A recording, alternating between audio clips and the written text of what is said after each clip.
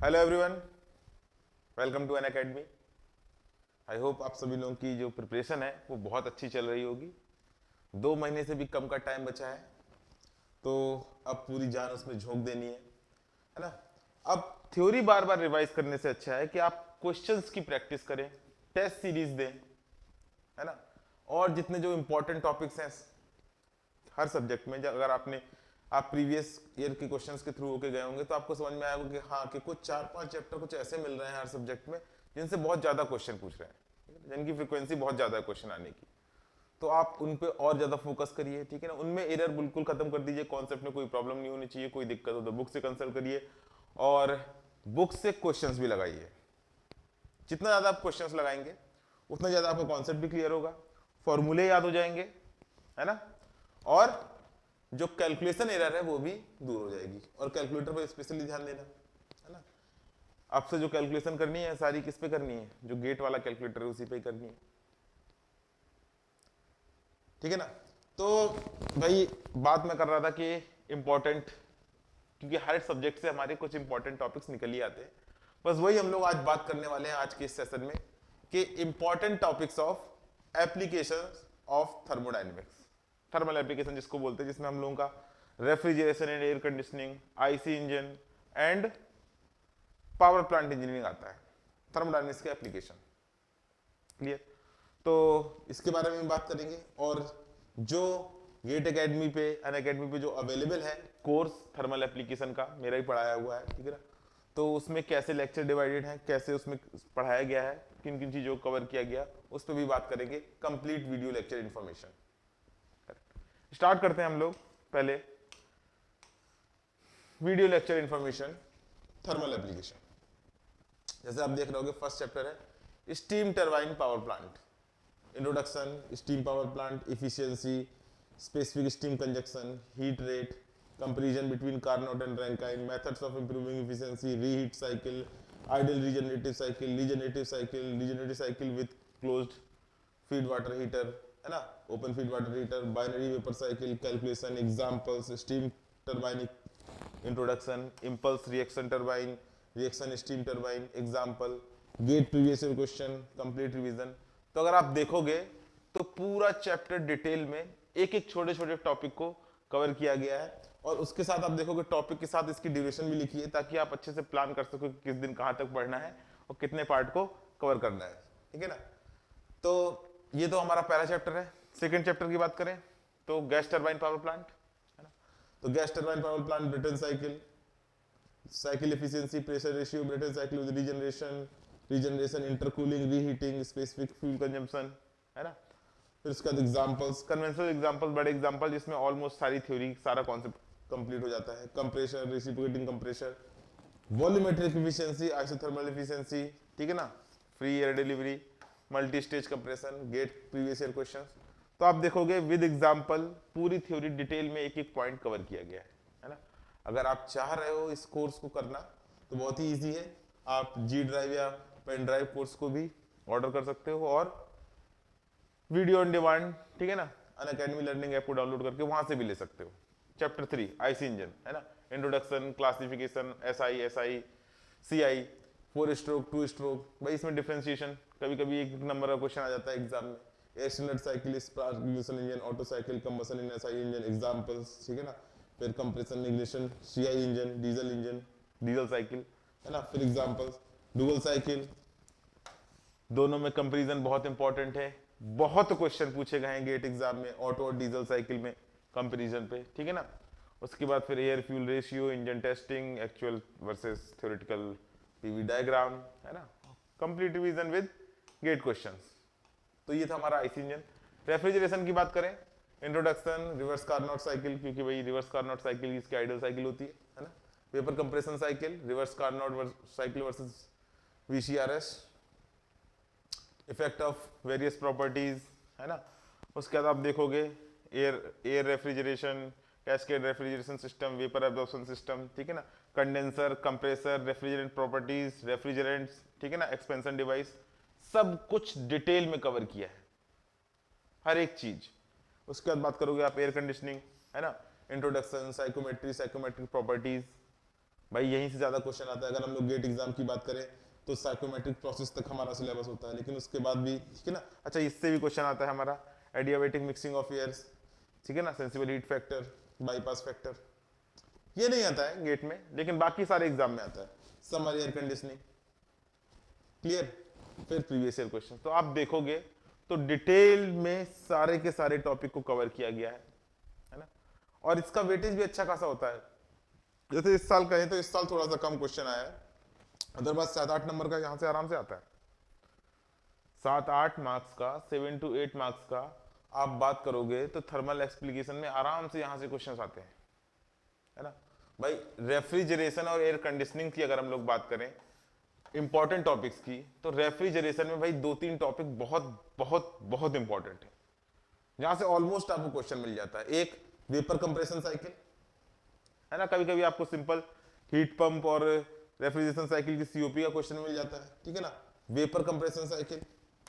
अब गैस जो air refrigeration cycle है, गैस रेफ्रिजरेशन साइकिल है, इसमें और गैस टरबाइन पावर प्लांट में थोड़ा सा वो लोग डाउट में जाते हैं किसको पूछें, तो गैस पावर प्लांट पे ज्यादा फोकस करते हैं, लेकिन यहां से भी काफी क्वेश्चन आए हुए हैं, ठीक है ना। फिर refrigerant properties, correct, vapour absorption system, इसके भी आने के चांस रहते हैं, लेकिन as compare to vapour compression refrigeration cycle थोड़े से कम है। अगर हम बात करें पूरे रेफ्रिजरेशन में, ठीक है ना, तो जो सिंपल हम लोग की सीओपी वाले क्वेश्चन होते हैं, ठीक है ना, वेपर एब्जॉर्प्शन का हो गया और वेपर कंप्रेशन सबसे ज्यादा इंपॉर्टेंट, ये आपको किसी तरीके से नहीं भूलनी है। अगर आप देखोगे तो vapour compression cycle, reverse Carnot cycle versus VCRS, effect of various property VCRS, use of liquid vapour heat exchanger, effect of various properties, ठीक है ना। तो भाई आप देखोगे तो कंटिन्यूअसली आपको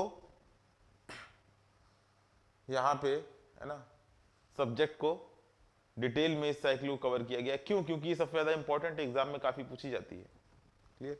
इसके बाद अगर हम बात करें एयर कंडीशनिंग में, तो साइकोमेट्रिक प्रॉपर्टीज, ये सेंसिबल हीट, ठीक है ना, स्पेसिफिक हीट, है ना, dry bulb temperature, wet bulb temperature, due point temperature, degree of saturation, ठीक है ना, स्पेसिफिक ह्यूमिडिटी, रिलेटिव ह्यूमिडिटी, ये हमारे क्या है, बहुत इंपॉर्टेंट टॉपिक है। यहां से बहुत क्वेश्चन आए, न्यूमेरिकल आता है, न्यूमेरिकल, यहां से न्यूमेरिकल अच्छा बनता भी है बहुत, है ना। उसके बाद साइकोमेट्रिक प्रॉपर्टीज, प्रोसेसेस, इनसे भी क्वेश्चन आते हैं कि भाई सेंसिबल कूलिंग प्रोसेस है कि सेंसिबल हीट प्रोसेस है, ठीक है ना, कि एडियाबैटिक सैचुरेशन प्रोसेस है, कौन सी प्रोसेस है, किस में टेम्परेचर बढ़ रहा है, किस में ड्राई बल्ब टेम्परेचर बढ़ रहा है, किस में रिलेटिव ह्यूमिडिटी घट रही है ना, किस में ओमेगा बढ़ रहा है, स्पेसिफिक ह्यूमिडिटी। तो ये सब चीजें वहां पे एग्जाम में बहुत पूछी गई हैं, ठीक है ना, इस साल भी क्वेश्चन आया था यहाँ से। अब अगर हम बात करें इसके बाद आईसी इंजन, तो आईसी इंजन में जो मेन उनका फोकस रहता है वो रहता है ऑटो साइकिल और डीजल साइकिल पे, इसका न्यूमेरिकल, करेक्ट। उसके बाद अगर इनको इसके बाद अगर कहीं कूदना होता है तो फिर वो पहुंचते हैं सीधे कंपैरिजन में, या फिर जो हमारा एयर फ्यूल रेशियो है यहां पे। यानी कि अगर आपको यहां से पढ़ना है तो 2-3 चीजें आपको बहुत अच्छे से करनी पड़ेंगी, ऑटो साइकिल, डीजल साइकिल, इनका कंपैरिजन और एयर फ्यूल रेशियो। अगर हम लोग फर्स्ट वाले में बात करें रेफ्रिजरेशन वाले में, तो उसमें हम लोग के लिए वीसीआरएस बहुत इंपॉर्टेंट थी, सीओपी वाले कॉन्सेप्ट सारे, ठीक है ना, और साथ में गैस रेफ्रिजरेशन और वेपर एब्जॉर्प्शन के फॉर्मूले। एयर कंडीशनिंग में बात करें तो साइकोमेट्रिक प्रॉपर्टीज, जो सेंसिबल हीट रिलेट, ठीक है ना, जो हमारी क्या कहते हैं specific humidity, relative humidity, dry bulb temperature, wet bulb temperature, है ना, डिग्री ऑफ सैचुरेशन, ये जो है ये बहुत इंपॉर्टेंट है, और प्रोसेसेस, ठीक है ना। जैसे ही आप इसको समझ जाओगे, बाईपास फैक्टर और सेंसिबल हीट फैक्टर सिर्फ उसी को कैलकुलेट करके डिवाइड करना है, ठीक है ना, टोटल हीट वाला, ठीक है ना। तो ये वाले पार्ट तो हो गए ये। अब अगर हम बात करें स्टीम टरबाइन में, तो स्टीम टरबाइन में जो रैंकाइन साइकिल है और उसके सारे केस हैं, जो चाहे वो रीहीट का हो, चाहे वो रीजनरेटिव का हो, ठीक है ना, चाहे वो इंटरकूलिंग हो, कोई भी केस हो, ये सारे इंपॉर्टेंट है, एकदम भयंकर, ठीक है ना। ये स्टीम पावर प्लांट बहुत इंपॉर्टेंट है, ठीक है ना, रैंकाइन साइकिल बहुत इंपॉर्टेंट है। फिर इंपल्स और रिएक्शन पे भी एक आध कभी कभी क्वेश्चन पूछा गया है, ठीक है ना, इतना नहीं है, लेकिन अगर आपने टर्बो मशीनरी पढ़ी हुई है फ्लूइड मशीनरी में, तो इनके डायग्राम में कोई खास डिफरेंस नहीं है, ऑलमोस्ट सेम ही है, ठीक है ना। हमको जो सारी वेलोसिटी के फैक्टर्स हैं, जो जो जितने भी वेलोसिटी के कंपोनेंट्स होते हैं उनको बस समझना है, कैसे डायग्राम बनना है, बाकी डेटा दिया रहता है, हम लोग ट्राइंगल से प्रॉपर्टीज निकाल के आराम से क्वेश्चन को कर सकते हैं। गैस टरबाइन की बात करें तो ब्रेटन साइकिल है। कंप्रेसर भी कभी कभी पूछ लेता है, रेसिप्रोकेटिंग कंप्रेसर, क्वेश्चन कभी कभी पूछे हुए हैं, ठीक है ना। अल्टीमेटली हम बात करें तो इतना नहीं इंपॉर्टेंट है जितना ये इंपॉर्टेंट है। देखो इंपॉर्टेंट टॉपिक की बात कर रहे थे तो साइकिल तो हमको सारी करनी है, ठीक है ना। और साइकिल करने का तरीका क्या है, क्योंकि बहुत कंफ्यूजिंग है। Auto, diesel, dual, IC engine की, रैंकाइन, ब्रेटन, ठीक है ना। रेफ्रिजरेशन में वीसीआरएस और रिवर्स ब्रेटन और वेपर अब्जॉर्प्शन, करेक्ट। ये जो 5-6 साइकिलें हैं, करना क्या है आपको, और कार्नोट, कार्नोट सबसे इंपॉर्टेंट है। इनको ना आप एक जगह लिख लो, ऐसा नहीं लिखो देख के, पहले पढ़ लो, समझ लो, फिर अपने से बनाओ, लिखो। पीवीटीएस डायग्राम बनाओ इनके, जहां एचएस बन रहा है वहां एचएस बनाओ, ठीक है ना। पीवीटीएस डायग्राम बनाओ सबके, सबकी जहां पे एफिशिएंसी निकल रही है या फिर कोई इंपॉर्टेंट पॉइंट है, ठीक है ना, उनके फॉर्मूले लिखो। जैसे कि अगर हम रेफ्रिजरेशन की साइकिलों की बात करें तो सीओपी के फॉर्मूले लिखने पड़ेंगे, उनको एक साथ लिख लो, और उनको जब कभी मन हुआ करे फ्री में तो रिवाइज कर लिया करो। क्योंकि बात जब एग्जाम की होती है गेट की, तो आप वहां पे कोई भी चीज डिराइव नहीं कर पाओगे। आपको लगता है कि 3 घंटे हैं, 65 क्वेश्चन है, बहुत टाइम है, 65 ही क्वेश्चन तो है, लेकिन नहीं, वहां पे टाइम लास्ट में कम पड़ जाता है। अगर आपने अच्छे से तैयारी की और आप सारे क्वेश्चन अटेंड करते हुए जा रहे हो, ठीक है ना, तो टाइम कम पड़ जाता है। तो वहां पे इतना सोचना ना पड़े कि भाई बहुत लोग पूरा कॉन्सेप्ट समझ लिया है, इतना तो आता ही है, इसके आगे डिराइव कर लेंगे अगर आ जाए क्वेश्चन तो। नहीं नहीं नहीं नहीं, फॉर्मूले तो सारे टिप पे होने चाहिए। आपने समझ लिया है, याद तभी कर पाओगे जब आपको चीज अच्छे से समझ में आएंगी, वरना आप रटोगे तो तुरंत भूल जाओगे। अगर आपने अच्छे से कॉन्सेप्ट समझ रखा है, साइकिल समझ रखी है कि कैसे वर्क कर रही है, कहाँ पे हीट दे रहे हैं, कहाँ पे ले रहे हैं, कहाँ टेम्परेचर बढ़ रहा है, घट रहा है, प्रेशर इंक्रीज हो रहा है, डिक्रीज हो रहा है, तो अपने आप उसके आपको इसकी एफिशिएंसी का फॉर्मूला याद रहेगा। अगर आपने उससे अच्छे से प्रैक्टिस कर रखी है, क्वेश्चंस भी लगा रखे हैं, तो याद रहेगा। सीओपी आप भूलते हो कभी? डिजायर्ड इफेक्ट पर वर्क इनपुट नहीं भूलते हो ना, क्यों? क्योंकि इसके हम लोग बहुत सारे सवाल लगा रखे हैं। तो क्वेश्चंस लगाओगे आप बहुत सारे, उससे प्रैक्टिस करोगे और फॉर्मूला याद रखोगे। और मैंने जो बताया कि जितनी भी साइकिल्स हैं उनको एक जगह लिखो, ताकि हमें पढ़ने में दिक्कत ना हो। जब भी आप एक को कहीं किसी भी एक में प्रॉब्लम आए, तो जब भी आप उस पेज को खोलो तो उसके साथ में आप बाकी सारी भी रिवाइज कर लो, सबसे अच्छा तरीका है। और 2-3 क्वेश्चन तो आपको मिलेंगे टोटल सारी साइकिल से, आपको 2-3 क्वेश्चन आराम से मिलेगा, और ज्यादा भी मिल सकते हैं, करेक्ट। तो ये तो बात थी कुछ इंपॉर्टेंट टॉपिक्स की, ठीक है ना, और ये कंप्लीट इंफॉर्मेशन थी वीडियो लेक्चर्स की, आप देख सकते हो, ठीक है ना। तो जो लोग भी इंटरेस्टेड हैं इस कोर्स को करने के लिए, डिटेल में आपको सब कुछ मिलेगा, वो लोग ले सकते हैं अनअकैडमी लर्निंग ऐप से भी, और getacademy.co.in पे जाकर रजिस्टर कर सकते हैं। ओके, तो भाई जिस तरीके से लगे हुए हो पढ़ाई में उसी तरीके से लगे रहो, ठीक है ना, वही इस समय इंपॉर्टेंट है। बाकी सारी चीजें छोड़ के, टाइम कम बचा है और अपने आप को हमें इंप्रूव करते रहना है। टेस्ट दो, उसकी एनालिसिस करो प्रॉपर वे में, ठीक है ना। अगर टेस्ट दे रहे हो तो काउंटिंग मत करो, 10 टेस्ट देने मुझे 20 देने, ना, तुम 5 ही दो, लेकिन उससे रिजल्ट तो निकालो कि हाँ हमसे ये क्वेश्चन फंसे हैं, क्यों फंसे हैं, कहाँ कॉन्सेप्ट में प्रॉब्लम आ रही है, कौन सी सिली एरर हो रही है, सिली मिस्टेक्स हो रही है, ठीक है ना, उनको बेटर करो, उनको दूर करो, करेक्ट। चलिए फिर, थैंक यू।